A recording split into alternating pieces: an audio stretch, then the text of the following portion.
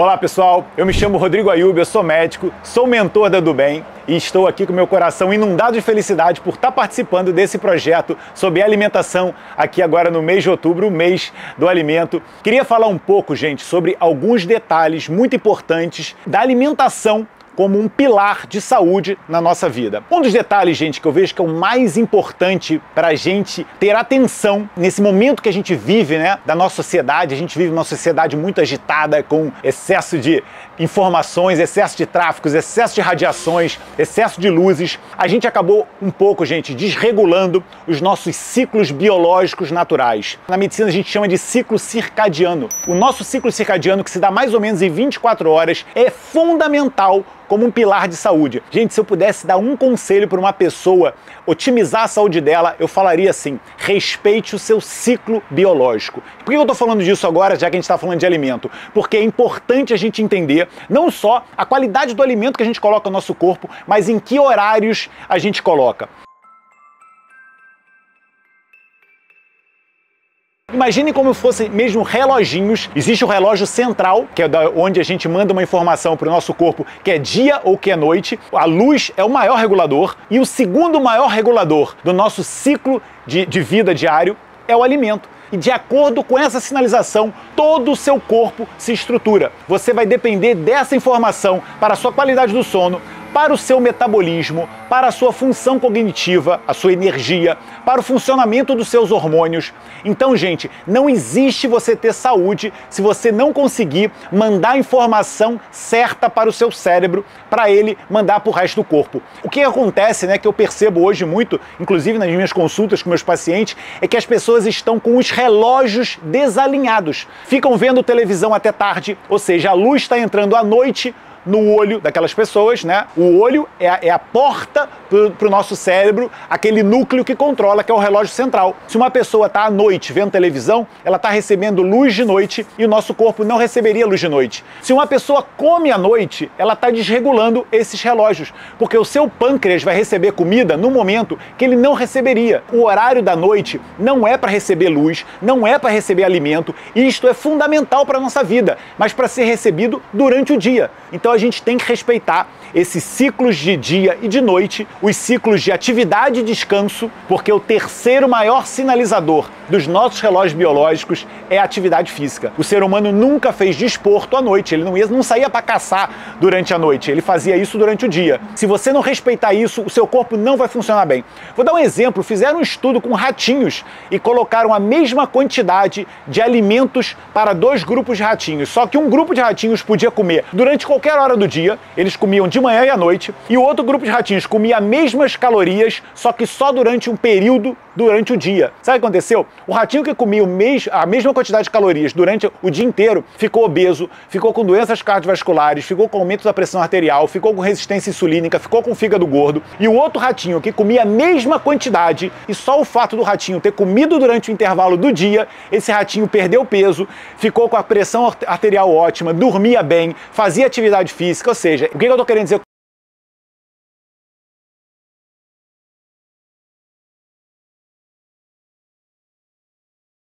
Que o horário que a gente tem que comer é durante a nossa janela do dia.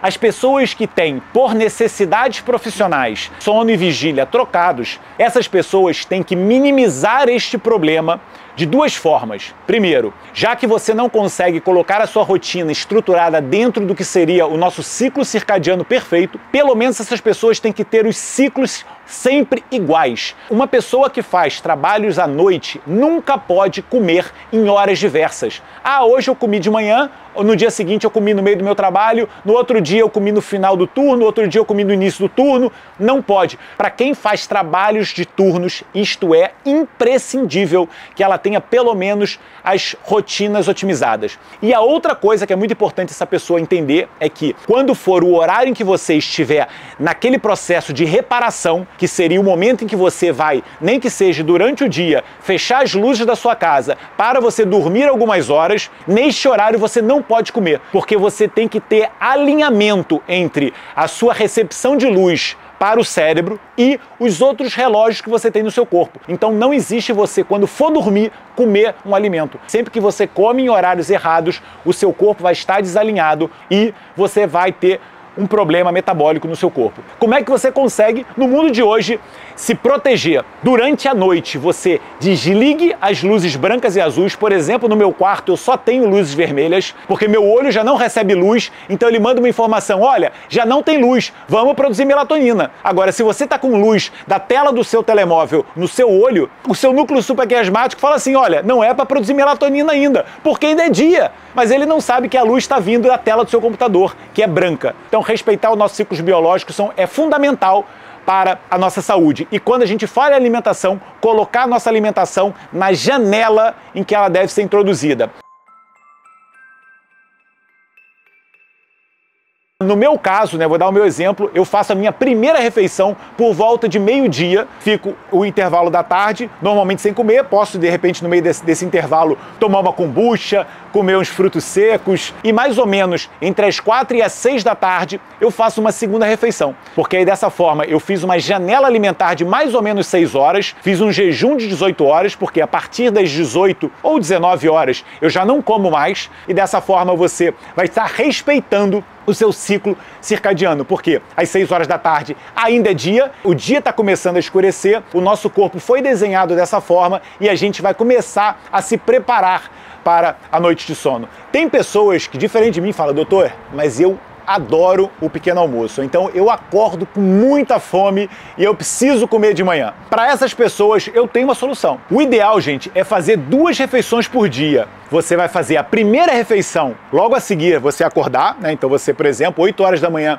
você faça o seu pequeno almoço, lembrar sempre, um pequeno almoço saudável. E um pequeno almoço saudável que seria você introduzir no seu corpo proteínas boas, gorduras boas, carboidratos bons. Por exemplo, você tá um prato, você fazer um abacate fatiado junto com um ovo frito em óleo de coco, por exemplo, fazer uma panqueca de lentilha, barrar essa panqueca de lentilha num guacamole, ou mesmo fazer uma papa de trigo sarraceno. Então você faria essa primeira refeição, que seria realmente, como o nome diz, um pequeno almoço, menos denso, porque você está acabando de acordar, e seu sistema digestivo está acordando junto, e depois você faria, dali a 4 a 6 horas, uma segunda refeição, que seria a sua refeição principal. E depois não coma nada. Termine a sua janela alimentar no início, ou no meio da tarde, e depois passa o resto do dia sem comer. E no dia seguinte você toma um pequeno almoço de novo. Então você fez um shift do seu horário de alimentação. No meu caso, como eu acordo totalmente sem fome, tenho muita energia pela manhã, eu não vou quebrar essa energia comendo, O processo digestivo rouba muito nossa energia. Então o que eu faço? Eu como no final da minha manhã. É muito importante respeitar nosso instinto, gente. A gente não tem que comer quando é hora de comer. Agora, meio-dia, horas de todo mundo comer. A gente tem que comer, gente, quando a gente tem vontade de comer. Na pior das situações, você pode fazer 3 refeições por dia.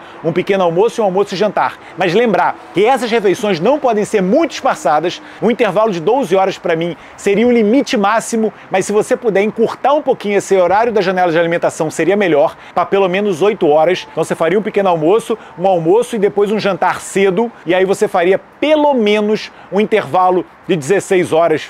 Um outro detalhezinho que as pessoas me perguntam muito: doutor, mas eu vou treinar e eu não gosto de treinar com fome. Se você treina pela manhã, você respeitaria o seu ciclo hormonal se você fosse em jejum. De manhã o nosso corpo se adaptou a ir buscar caça, para ir buscar alimento. A gente não tinha geladeira na nossa caverna, então o ser humano ele cria energia para buscar mais energia, caçar para comer. A gente não ia comer para caçar. Só que tem pessoas que hoje, por não estarem muito equilibradas do ponto de vista hormonal, não conseguem fazer um pico de cortisol muito cedo pela manhã. É o ciclo circadiano que não está equilibrado. Você provavelmente tem um desalinhamento dos seus ciclos. Se você sente que de manhã você não tem energia para ir treinar, corrija os pilares. Veja se você está dormindo a horas certas. Veja se você tem uma liberação excessiva de cortisol por hábitos de vida que você está introduzindo que não são saudáveis. Vamos regular nosso ciclo circadiano, regular nossos hormônios. Dessa forma você consegue treinar mesmo sem comer.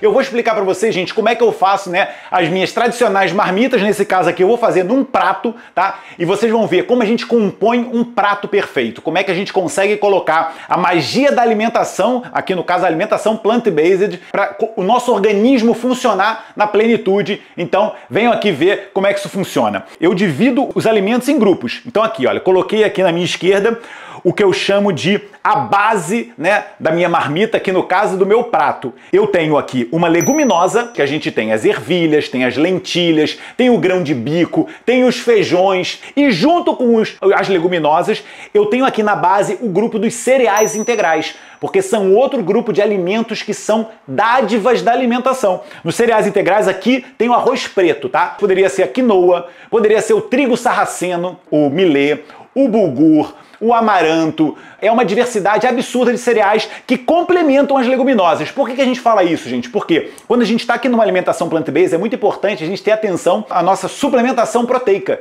E esses alimentos em conjunto, eles fazem o par perfeito. É o casal, são os namorados que se combinam, né? Aquele casal perfeito. E aí você tem a magia das proteínas, né? Na base da nossa marmita, aqui no caso, como eu falei, do prato. No meio, né? Como seria assim o recheio, eu coloco as cores da natureza. É o que eu chamo assim, vamos comer o arco-íris, gente. Então você vai ver que na parte do meio, você vê que tem muitas cores. Quanto mais colorido, melhor. Porque o que são as cores, gente? As cores são os fitoquímicos, são os antioxidantes. São aquelas substâncias que só existem no reino vegetal e que hoje a gente sabe que estão relacionadas com todas as vias de manutenção da nossa saúde. No recheio, eu coloco os alimentos do grupo são os mais coloridos, que são as frutas. Eu faço muito isso, gente. Eu sempre procuro as frutas sazonais, porque são as frutas que a natureza quis que a gente comesse naquela altura. Então agora aqui em Portugal, a gente está no mês em que a gente tem muito romã. É uma dádiva, um alimento que tem aqui, eu podia ficar falando 2 horas só sobre os benefícios da romã, e tem aqui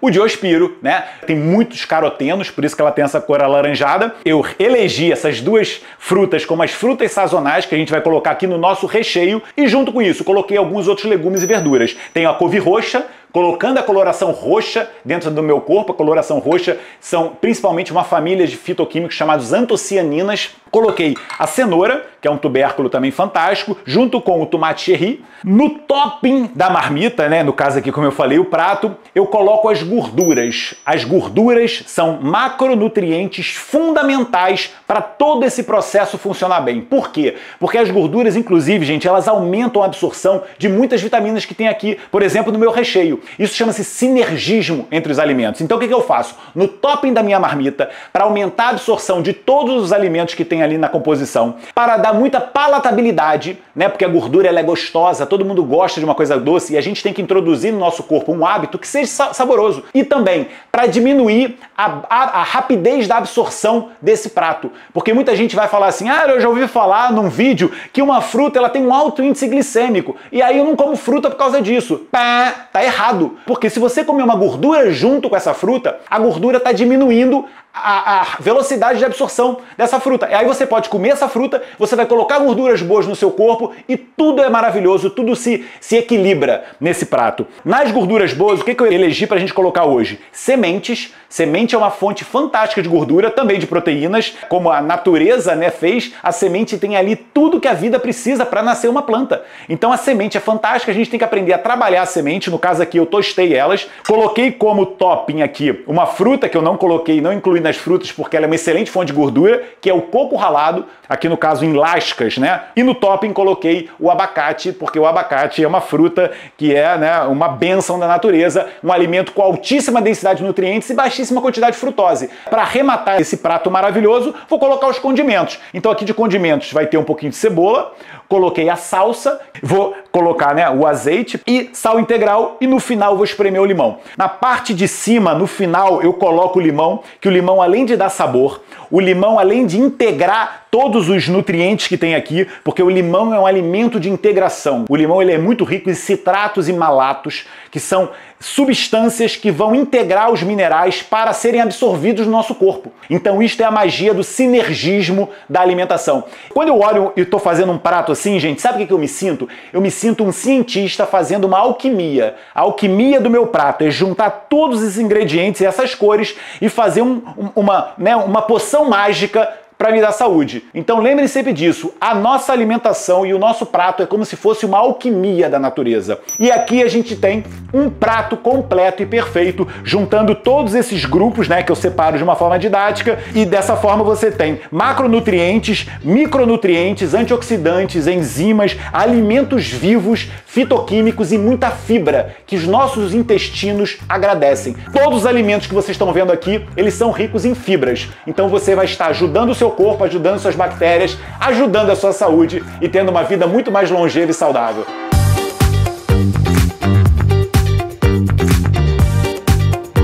Vou começar com o feijão mungu. Tem muita gente que nunca ouviu falar em feijão mungu. Fala, doutor, mas que feijão é esse? Feijão mungu, gente, é uma dádiva. A gente só come feijão preto, né? No Brasil é só feijão preto, só feijão preto. Feijão mungu, esse feijão verdinho, ele é um feijão de muito mais fácil digestibilidade. Então ele é inclusive um feijão que eu falo para as pessoas comerem no início de uma alimentação plant-based, porque ele é mais fácil de digestão. Você não vai ter aquelas intolerâncias que acontecem com o feijão preto.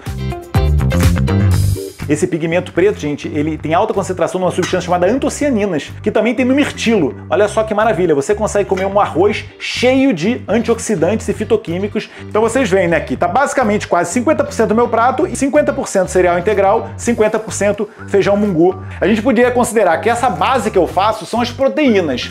Agora no intermédio, onde eu coloco as cores, onde tem as frutas e aqui os tubérculos, seriam os carboidratos. São todos fontes de carboidratos, mas não só, fontes de fibras e de fitoquímicos que são extraordinários para a nossa saúde. Se vocês quiserem saber a quantidade de sementes que vocês podem comer numa refeição, enche o seu punho. E essa é a quantidade de sementes que você pode comer por refeição. Esqueça o conceito de que gordura engorda. Gordura é vida. Gordura é um dos alimentos mais importantes para você desinflamar o seu intestino. Gordura não engorda, gente. O que engorda é gordura prejudicial. É gordura de pacotinho de bolacha, né? Ou excesso de gordura animal. Quando a gente corta uma cebola e dá esse cheiro forte da cebola, são compostos à base de enxofre. E o enxofre é um mineral fundamental para a nossa saúde, pelo efeito que ele tem na formação das enzimas antioxidantes. Quando você tem as suas enzimas antioxidantes ótimas, é como se você tivesse super-heróis e você desse o alimento dos seus super-heróis. E a cebola é um deles, o alho também é. Gente, o azeite ajuda a emagrecer. Como é que é possível isso, doutor? É uma gordura. É. Qual é o problema do azeite? Que muitas pessoas fazem errado. Colocam azeite sobre altas temperaturas. O azeite não é um óleo para você fritar nada. É colocar ele virgem, cru, na nossa comida. Se você pensar em fazer uma fritura, se você pensar em colocar no forno e assar em altas temperaturas, acima de 160 graus, você não pode colocar azeite. Então você tem que optar por outros óleos. Eu trago aqui um princípio da sabedoria oriental que a gente deve comer até 80% da nossa saciedade. Outra coisa, essa quantidade depende muito da sua vida, da sua rotina, dos seus hábitos de atividade física, o quanto você treina, o quanto você come em cada refeição, a quantidade de refeições que você come. Muito mais importante do que a quantidade do que você come é a proporcionalidade. Como você divide no seu prato de uma forma equilibrada vários grupos alimentares. E esses sim, em conjunto, vão te dar a nutrição que você precisa. Agora eu vou provar esse prato que deve estar maravilhoso. E aliás, isso é muito importante, tá bem, gente? A comida tem que ser saborosa. Para ela ser deliciosa e para ela ser saudável, é muito importante a forma como você trabalha o alimento e a origem, né, do alimento são fundamentais para a gente fazer esse prato aqui altamente saudável, diversificado e saboroso. Maravilhoso. Isto é a filosofia do bem. É dado o alimento ao manifesto.